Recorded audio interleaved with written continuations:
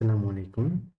In this video, I'll be discussing mechanics paper 1 questions 1 to 25. By the way, when I'm recording this session, I'll be explaining as well as writing on the screen. So it might seem to take a lot of time. When you're playing back, it might seem to be very slowly explained. So to suit your speed, to match your speed, you always can use the settings to speed up the video to 1.5 or maybe twice the speed, so you understand uh, easily without getting bored. Okay, without any further delay, let's start. Let's look at question number one. In question number one, it's said that as a particle whose undergoes an explosion and it divides into fragments like 3m and two pieces of m, which is moving at certain velocity v. Both of them are perpendicular to each other. So here I'll be using the conservation of momentum. We will be using the conservation of linear momentum.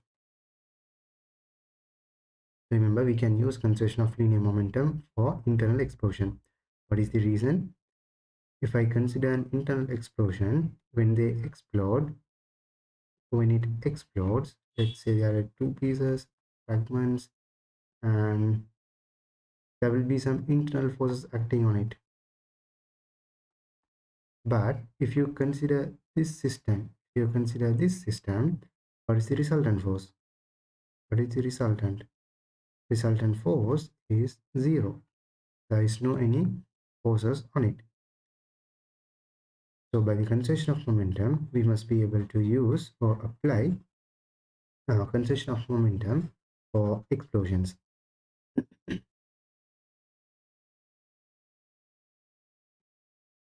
So here, the initial momentum is equal to the final momentum, and the initial momentum, because it is not moving, it is zero initially, and the final momentum, the momentum of this particle is 3 mv to the left. And how about these two particles? Do we need to take them separately, or can I get the resultant of them? Remember, momentum is a vector. Therefore, we must be able to get the resultant of that vector. We have mv and mv 90 degrees to each other. As they are at 90 degrees to each other and equal, the resultant has to be root 2 mv. Then you can write the final momentum plus root 2 mv to the right. Let's bring them to the same directions. Then we have 0 is equal 3 mv minus root 2 mv. So, sorry, this is given as 10 meters per second, right? So we will have to replace this with 10. So here the value becomes 30. This value becomes 30m. And simplifying for v, we get v is equal 30 over root 2, otherwise 15 root 2 meters per second. And that is the first answer.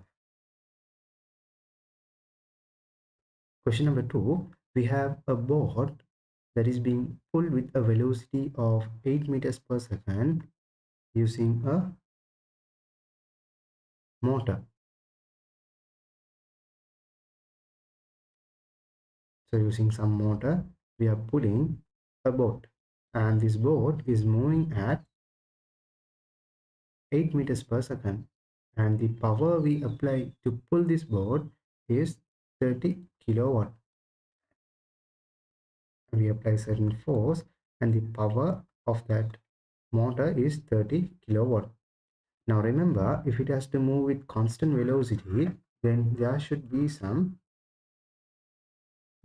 resistant force, some kind of resistive force.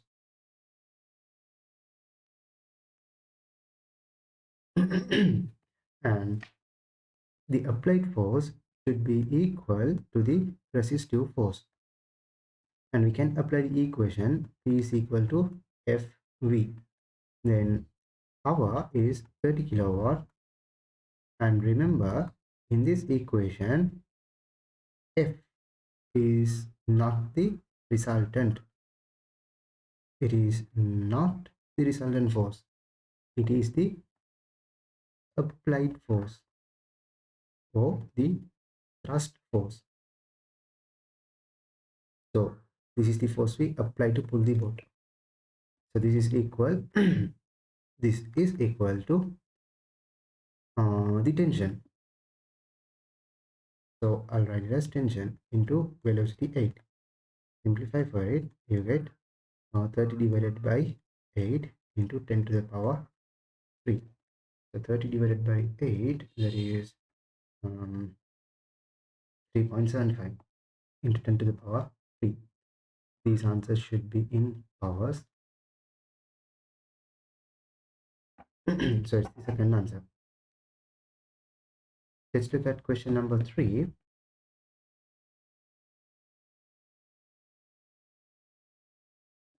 Let's look at question number 3. We have a wheel of mass m, and radius r, that is rotating at a frequency of n rpm, n rotations per minute, and we apply a force F on the perimeter to stop this. So if the wheel is rotating in this direction, we will have to apply a force in the opposing direction to stop it. And we want to find how many turns this wheel makes before coming to a stop. So we can use the work energy principle. We know that work done is equal to the change of kinetic energy, and the parallels, if I write it in linear motion, it is F into D is equal half mv squared final minus initial. Final is 0, therefore I'll just straight away write half mv squared.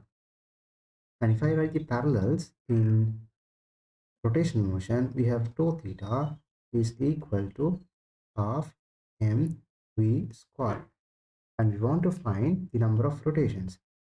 To find the number of rotations, I will have to divide theta by 2 pi radians, because theta is going to be the angular displacement.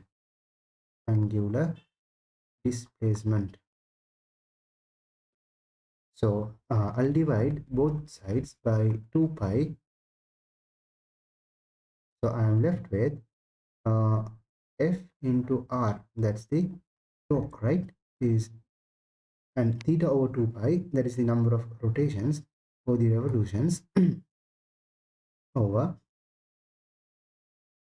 in rotational motion, this becomes I omega squared, right?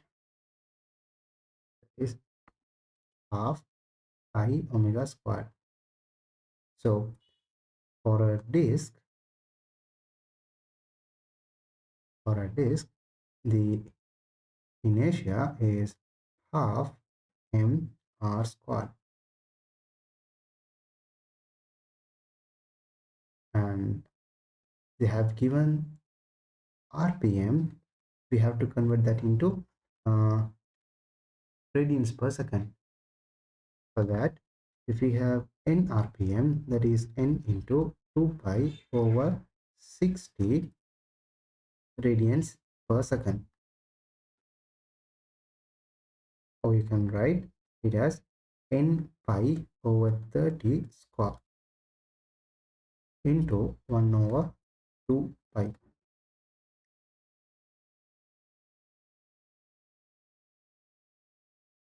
Let's simplify this. On both the sides, I can simplify one of the r. So I am left with revolution is equal to m by OF into r. n squared pi squared over 30 into 30 into 1 over 2 pi. You can simplify one of the pi, so you are left with m pi mr pi n squared over 900, 7,200 f. So that's the first answer. Let's look at question number 4. We have a ball of mass 0.2 kilogram which strikes the bat and leaves with some unknown velocity u. We want to find what's the velocity of the ball leaving the bat. We are given with an FT graph. In an FT graph, area under the graph gives you the change in momentum, or otherwise the impulse. So the impulse is equal to the change of momentum, and that is equal to half into 200 into 0.08. Simplifying, you get 8. So that's the change. Now let's get an equation for change of momentum in terms of the ball. So initially the change of momentum is final minus initial. So the final momentum is going to be mu towards your right minus mv towards left. We can bring them to the same direction, so it becomes mu plus v, that is equal to 8. Already we have calculated. So m is given as 0.2. Substituting that, we get u plus v is equal to 8 over 0.2. Simplifying that, we get that is equal to 40. By the way, u is to be found, v is given as 10, and simplifying, we get u is equal to 30 meters per second. The ball leaves the bat at 30 meters per second, and that's the third answer.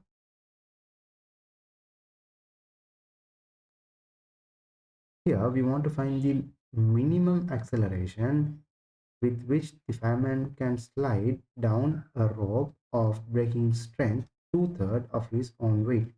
If I mark a quick diagram, I have the tension 2/3 of mg and his own weight mg. If I apply F equal ma, apply F equal ma, we have mg minus 2/3 of mg is equal to ma. Simplifying, we get a is equal to g by 3. So that's the second answer. But let's discuss little in depth about this question. Why do we need to talk about minimum acceleration? So here we are finding the minimum acceleration. Let's think that this person is not moving but is at rest. If he is at rest or he is at equilibrium, then the tension is equal to mg. And now let's think of the scenario. He is staying in equilibrium. Then the tension which can be bare, breaking tension, is given as 2/3 of mg, and the current tension is greater than mg, sorry, greater than the breaking tension. Therefore the rope breaks.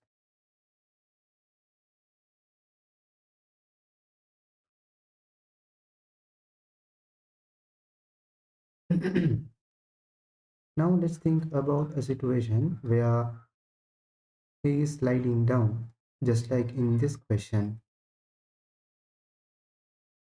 is sliding down. When is it safer? If the acceleration is high, so when he is safe, when acceleration is high or acceleration is low. To understand that, let's see how tension changes with acceleration. Applying F equal ma, I get mg minus t is equal to ma. And then tension is mg minus a. If you look at this equation, it's clearly visible that if acceleration increases, let's say the acceleration increases. If acceleration increase, then this term g minus a decreases. Therefore, tension decrease. Answer to my question is if acceleration increase, it is safer because the tension reduces. Acceleration increase, tension reduces. So if his acceleration is reducing, that is when it is not safe. That is why we are looking for the minimum acceleration. His acceleration shouldn't go below that. Otherwise, he has a risk of breaking the rope. What if he was climbing up? Let's say he is climbing up. Then if he is climbing up, T and mg, the equation would be like T minus mg is equal to ma. So T is equal to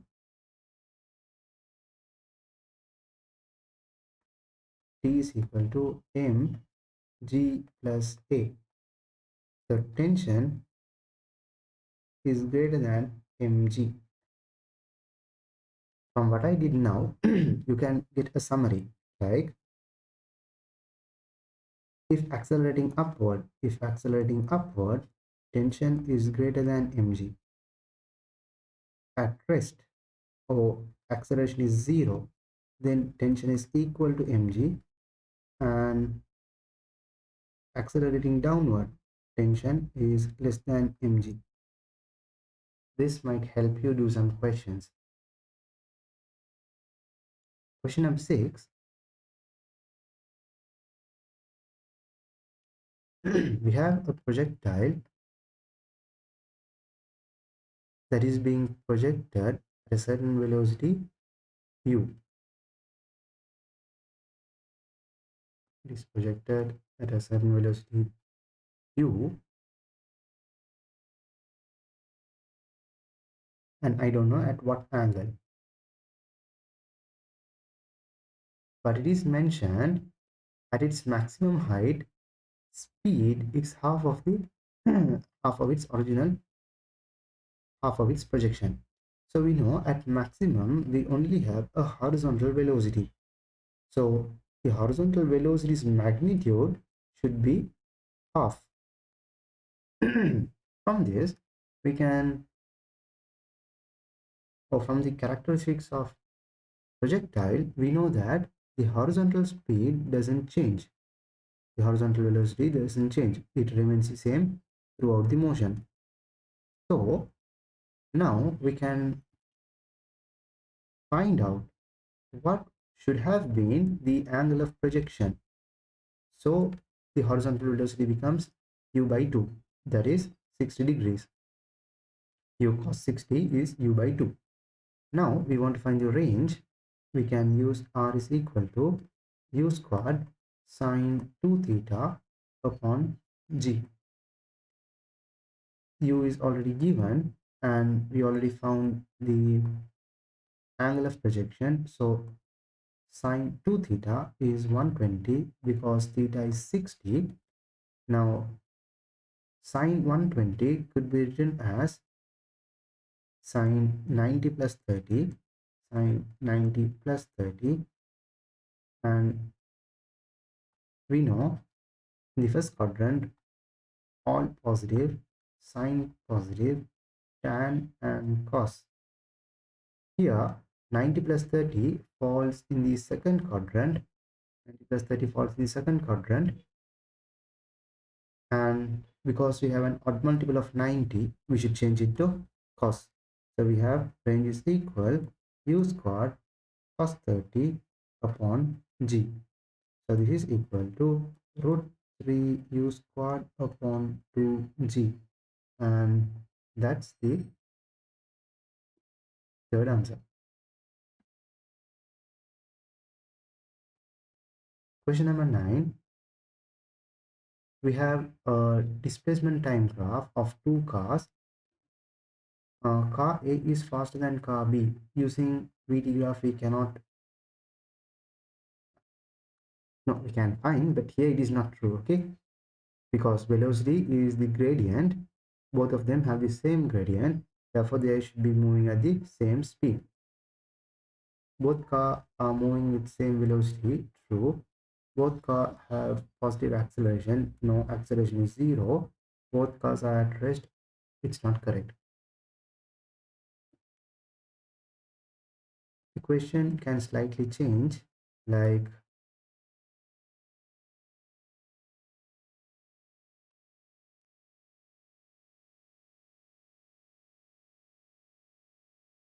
you can have xt, distance versus time, and displacement versus time. Now, if they say the speeds are equal, is it correct? Of course, yes, because velocity is having directions, but here we said speeds are same.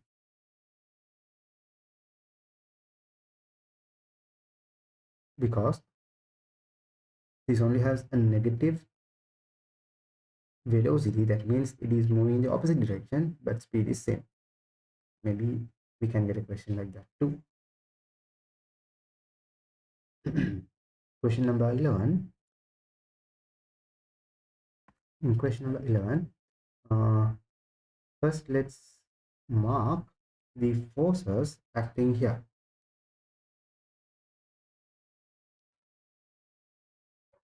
This is block A, and on top we have block B, which is projected with velocity u.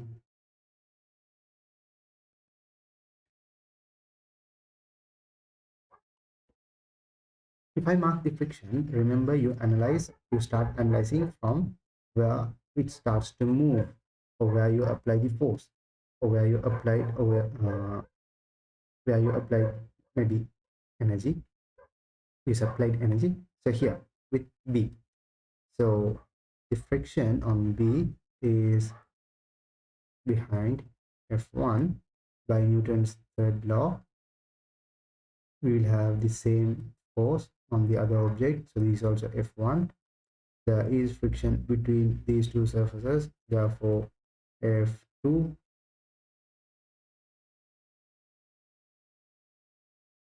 Now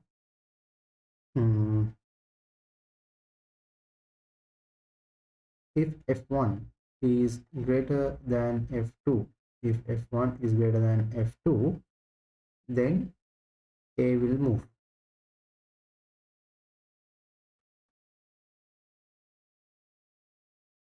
F1 is equal to F2, A doesn't move.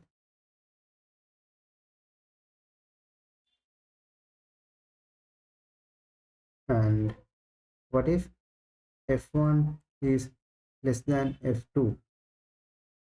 We cannot have a situation like this, because if A is not moving, let's say A doesn't move, A does not move, that means F2 would have been static friction, and this static friction will balance itself, so that is equal to F1 always. If you have studied friction, you should understand what I say. So here the possible cases are F1 is greater or F1 is equal. Without getting late, let's go to the answers. Let's look at the answers and try to get an idea how to solve this question. Let's try to understand what these graphs mean. When I look at graph 1, it says the velocity of B reduces, velocity of A increases, which is possible when F1 is greater than F2, and both of them would continue in a uniform velocity thereafter, which is not possible. So we can cancel off answer number 1. With the same idea, I can cancel off answer number 3 and answer number 5. So we are left with answer number 2 and answer number 4. Let's look answer number 4. What does it say? It says B comes to rest initially. So from this diagram, it is clear that B is on top of A. So we can have a situation like B comes to rest initially. It should look something like this. If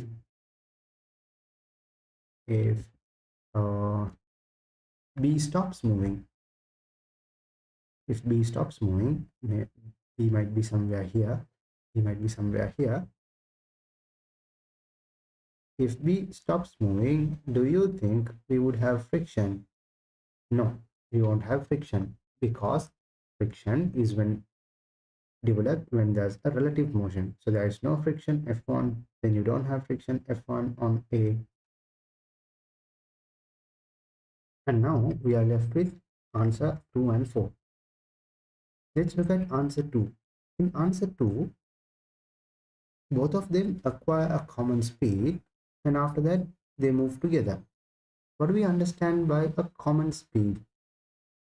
Common speed, that means both B and A are having the same speed. Velocity of this is v and velocity of this is v. Both of them have the same speed. If their velocities are same, that means there is no relative motion between them, which means there is no frictional force, which means there is no frictional force F1, because there is no relative motion. Then, as there is no frictional force on A, as there is no frictional force on A, the velocity of the system, or let's look at the velocity of A.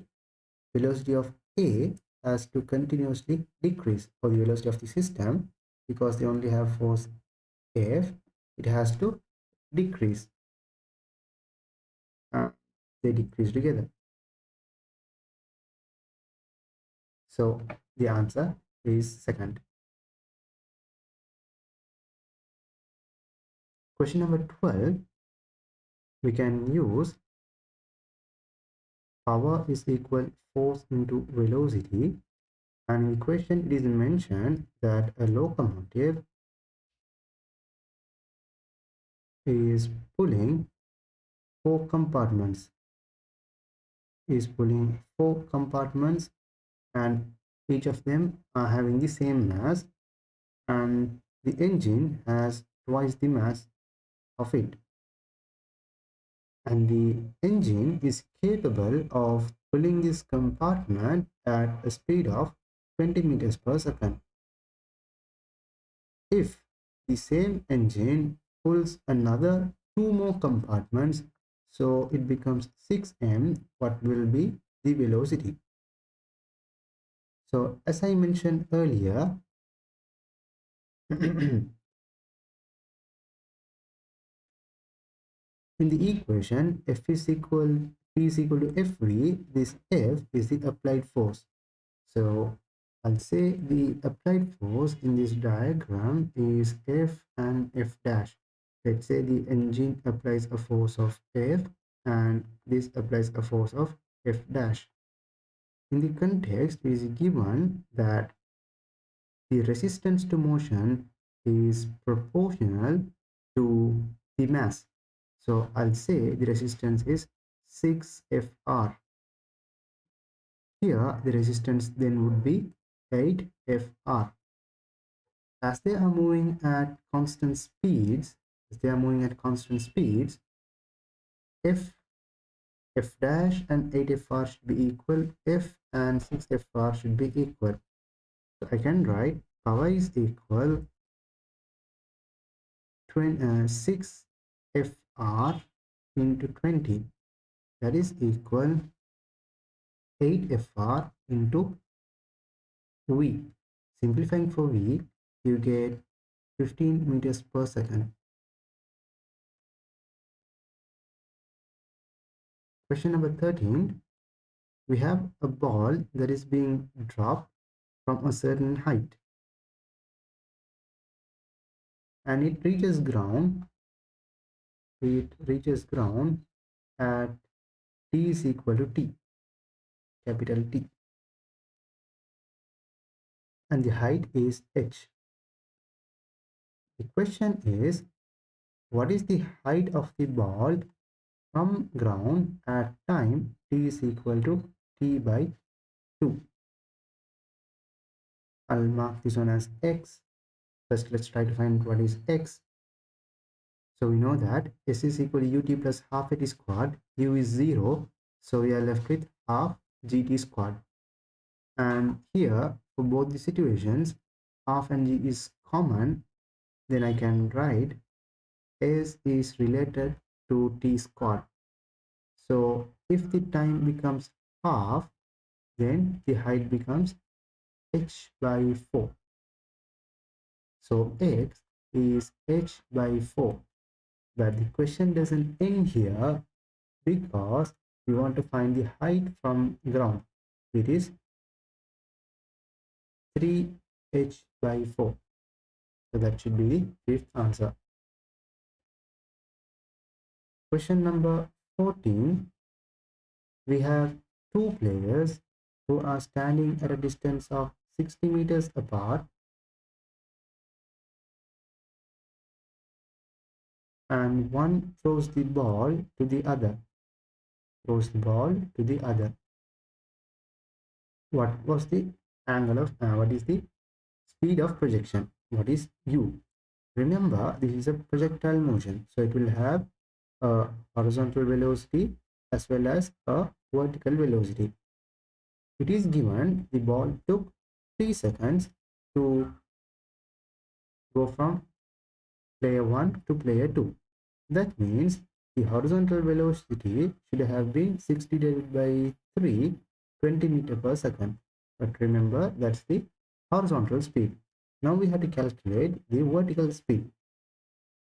We know time should be same for both horizontal and vertical motion. The time taken to reach maximum in the vertical direction would be 1.5 seconds. We know vertical velocity is 0, vertical velocity u dash is 0 at maximum. So we can use the equation v equal u plus at, where at maximum vertical velocity is 0, initial velocity is unknown, and acceleration is minus 10 into 1.5. We can find the speed as 15 meters per second. So horizontal speed is 20 and vertical speed is 15. If you get the squares, you get 400, 225. If you add them, 625. Square root, you get 25 meter per second, and that is the fourth answer.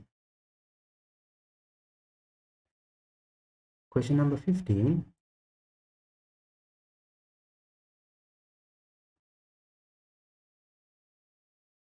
As I mentioned earlier, here we have a internal explosion. That means we must be able to use the conservation of energy.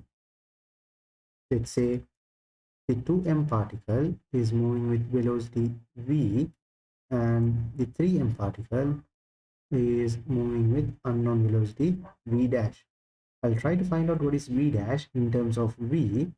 Before explosion, it was at rest. Therefore, momentum after explosion also should be 0. So simplifying for V dash, we found out that it is 2/3 of V. Next, when they are in motion, each of them will have kinetic energy, their own kinetic energy, E1 and E2.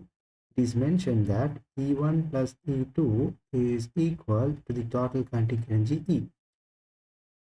So E1 is half into 2m V square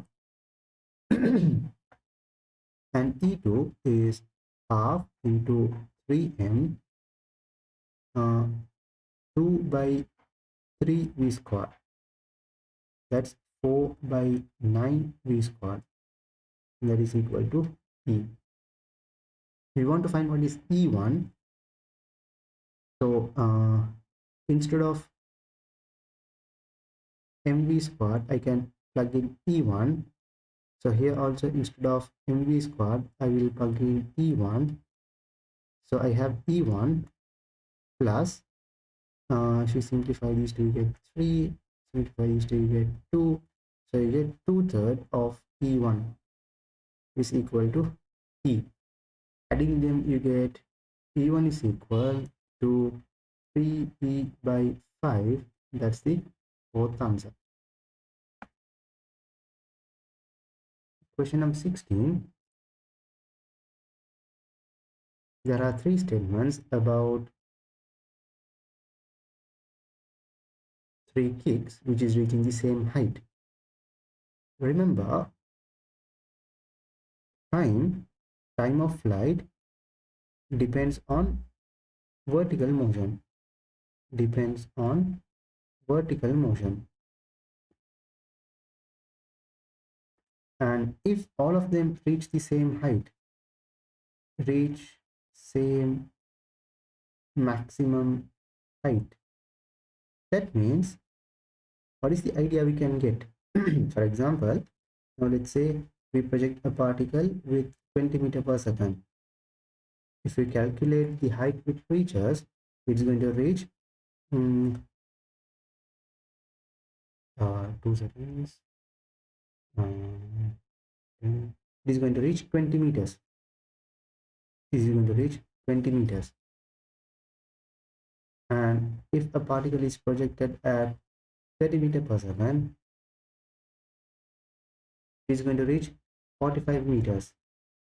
So look, the maximum height reached solely depends on the initial velocity. If all of them reach the same height, that means their initial velocities are same. And here, this will always take 2 seconds. If you project it at 20 meters per second to reach maximum, it will always take 2 seconds. If it is 30 meters per second, it will always take 3 seconds. That means to reach same height, we have same vertical velocity. And if vertical velocity is same, that means time to reach maximum is same. And we know time of flight is twice of the time maximum, right? Time of flight is 2 times of t. From all of this, what is the conclusion we can get? That is, if all of them reach the same height, their time of flight is same. And here, second statement is also true. I explained it. And statement C is also true because C is having the highest horizontal displacement. So if it is having the highest horizontal displacement, it would have had the highest horizontal velocity.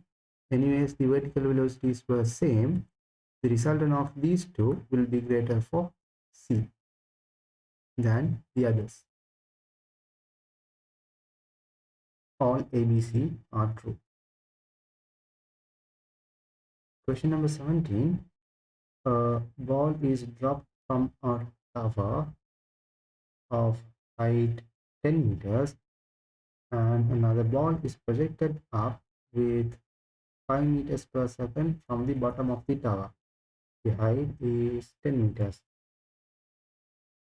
They will meet somewhere in between, and if this covers a distance of x, this has to cover a distance of 10 minus x. Let's say this is P and this is Q. If I apply the equation for P, we have x is equal to half gt squared, or otherwise 5t squared, after substituting 10 for g. And Q, 10 minus x is equal 5t minus 5t squared. This is ut and is half gt squared. Now let's add the first and the second equations. We get 10 is equal to 5t and t is equal to 2 seconds. Or otherwise you can remember the equation t is equal to h by u. This is not a general equation. This is true. This is true if both of them are dropped at same time. Both of them should be dropped at same time. One should, not dropped. The motion starts at same time. One is dropped, other is projected up. If these three conditions satisfy, you can straight away use this equation for MCQs, not for essays. Question number 18. We have a bullet whose initial velocity is 200 meters per second.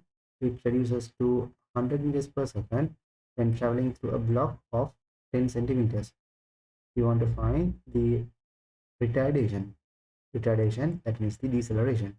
So we can use p squared is equal to u squared plus 2as, and final velocity is 100 square. Initial velocity is 200 square. Retardation, therefore 2d 10 centimeters. Then we have 20 into 10 to the minus 2 is equal 200 squared minus 100 squared. This is in the form a squared minus b squared. Therefore a plus b 300, a minus b 100, 20 into 10 to the minus 5. Simplify, you have 5 and that's 1500. So d is equal 1500 into 10 to the power 2, or otherwise 15 into 10 to the power 4. That's the first answer. Question number 19. We want to compare the speeds. We want to compare the speeds at three different points, P, Q, and R. We know that their horizontal speeds will be same throughout the motion, and P and Q are at the same height. So they are going to have the same velocity but opposite directions, same speed but opposite direction. From this we can come to a conclusion that Vp and Vq should be equal, and obviously it will be greater than Q because Q only has horizontal velocity. So the answer should be second. Question number 20. Here this is a combination of rotation and linear motion. We want to find the speed at A. Remember, when we have a rotational motion,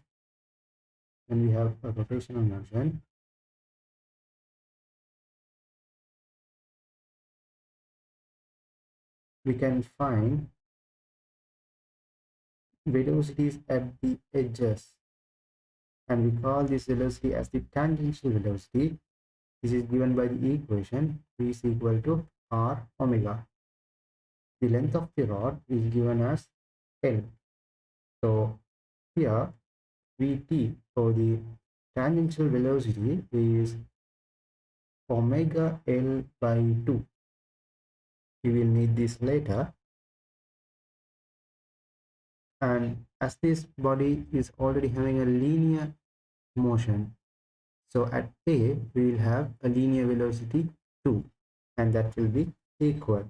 So if I look at the velocities at A, we have linear velocity v, and then we have tangential velocity Vt, and it will be in this direction because we have a clockwise rotation.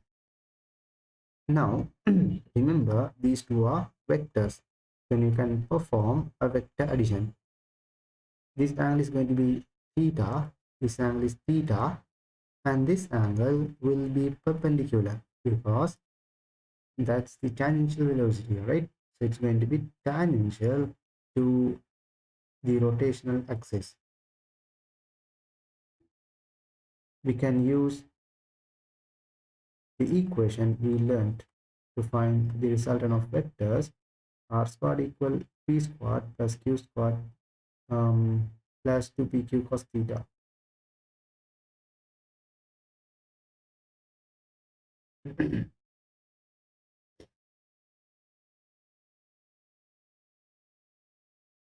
So r squared is equal v squared plus vt squared plus 2vt cos 90 plus theta. Now cos 90 plus theta, it falls in the second quadrant where sine is positive, but we have cos. So we will have to convert, we will have to include a negative sign, as well as this is a odd multiple. So we will have to convert this into sine. I can rewrite this as r squared is equal to v squared plus, I'll replace omega squared L squared by 4 minus 2v omega L by 2 sine theta. Simplify the 2, so you are left with v squared plus omega squared L squared minus omega LV sine theta to the power half, because here we have r squared, we will have to get the square root to find the resultant velocity. That's the fifth answer. Question number 21. We have two cars, A and B, are at rest at same position initially. So both of them are initially at rest, and car A starts its motion from 40 meters per second. So its initial speed itself is 40 meters per second, and it moves with uniform speed. But B, it accelerates from rest with 4 meter second minus 2 acceleration. And the question is, after how much time B will overtake A? We know both of them have to cover the same distance. Both of them are starting at the same time t is equal to 0, and they will meet at same time t is equal to t. Then for the first, I can write, for A, I can write s equal ut, that is 40x, sorry, 40t. And for B, I can write same distance x, but initial velocity is 0, therefore ut is 0 plus half at squared, half a b squared. This simplifies to 2t squared. From the first and the second equation, I can write 40t is equal to t squared. Simplifying, we get t is equal to 20 seconds. Question number 21. A man throws a ball to 20 meters and returns to his hands. What was the initial velocity of the ball?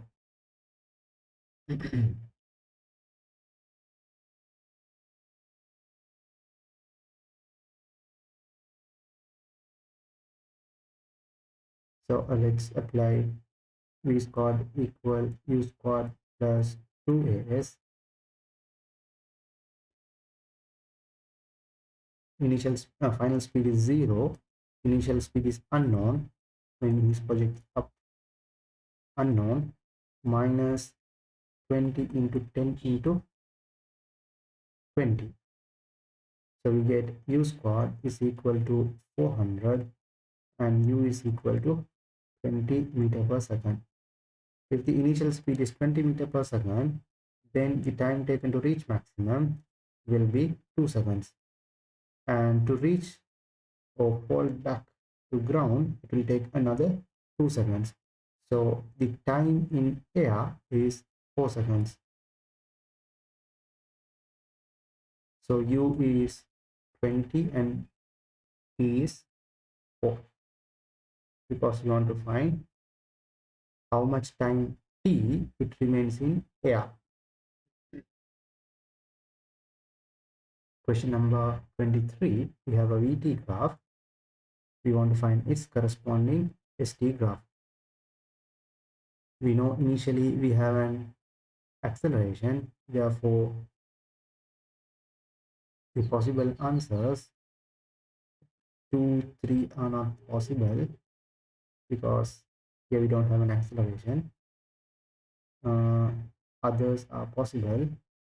1, 4 and 5 is possible. Now next let's look. We have VT in the negative direction, but we are very familiar with analyzing motions in the positive direction. We are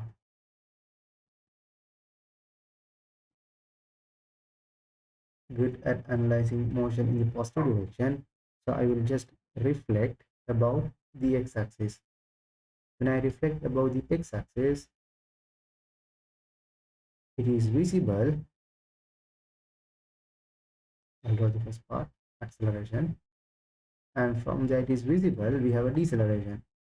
So I'll draw the deceleration. We know the shape for deceleration, but I'll draw it with dotted lines because this graph is for the reflected part.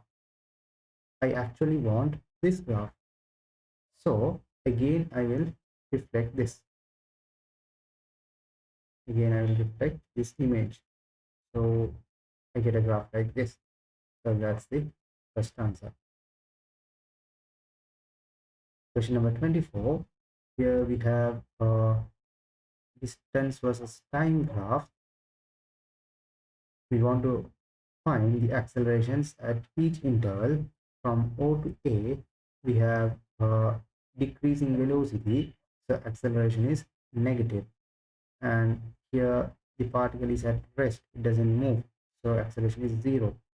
Here we have a positive acceleration, and here uniform velocity of acceleration is 0. Minus 0 plus 0. So it should be the fifth answer. Question number 25. Here we want to calculate how many collisions will take place if A starts moving with a velocity. If A is being projected with certain velocity v, and it is mentioned all are to be assumed to have perfectly elastic collision. In a perfect elastic collision, if we have equal masses, let's say a particle with mass m moves with velocity v and collides with identical mass m which is at rest. After collision, A and B, after collision, what we can expect or what we can observe is A comes to rest, A stops, A doesn't move, and B moves with the same velocity which A brought. We also can observe, let's say masses are equal, they have velocities v and u, they are moving in the opposite directions. After the collisions, the particles will just exchange their velocities.